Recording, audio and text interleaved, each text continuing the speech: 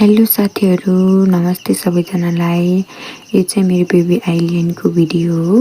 ऊ चाहिँ यति बेला 3 मन्थको थिइन् अनि उसले चाहिँ मैले यो के गरेको भन्नुहुन्छ भने मैले मेरो बेबीको फेसमा भएको रौँहरू चाहिँ रिमुभ गरेको हो। यति बेला चाहिँ एकदमै धेरै रौँ थियो कि मेरो बेबीको फेसमा अनि मैले चाहिँ सबै मेरो दुधहरू लगाइदिएर उसको फेसलाई मैले क्लिन गराउन लागेको हो।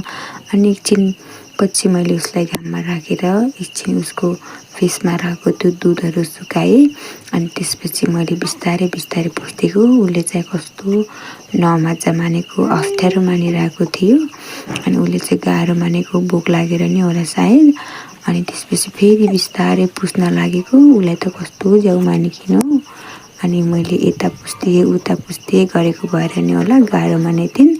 त्यसपछि मैले कालो टिका लगाइदिएँ अनि मेरो बेबीको भिडियो चाहिँ यति नै। बाई।